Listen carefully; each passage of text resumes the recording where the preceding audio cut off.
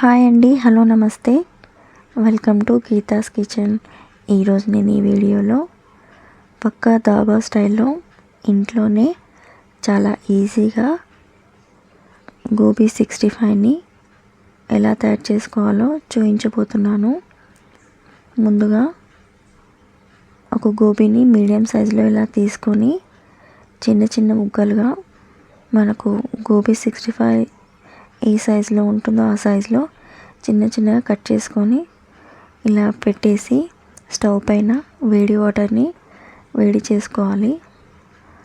Water వేడైన తర్వాత ఇందులో గోబీని వేసేసుకొని 1/2 స్పూన్ పసుపు, 1/2 స్పూన్ సాల్ట్ వేసి 1 నిమిషం పాటు ఉడకనివ్వాలి.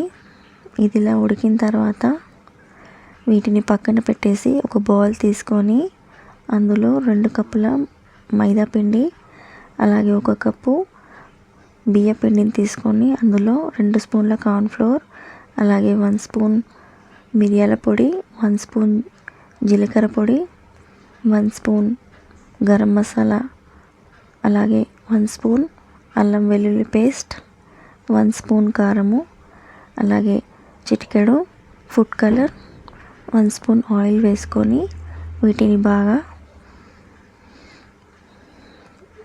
కలిపేసుకోవాలి. ఇది ఇలా బాగా మనము పకోడీలకు వేసుకున్నట్టు ఇలా పిండిని కలిపేసుకున్న తర్వాత పిండి అనేది ఇలా చిక్కగా క్వాంటిటీలో ఉండాలి.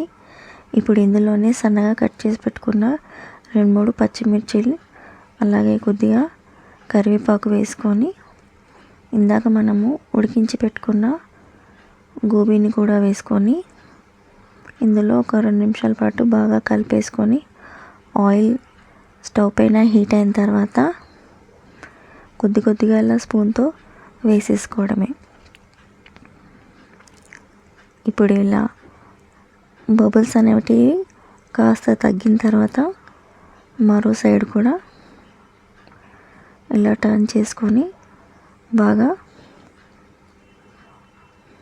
వేయించుకున్న తర్వాత ఒక ప్లేట్లో సర్వ్ చేసుకోవడమే. దీన్ని టమాటో సాస్తో కానీ టమాటో కెచప్తో కానీ తింటే చాలా టేస్టీగా ఉంటుంది.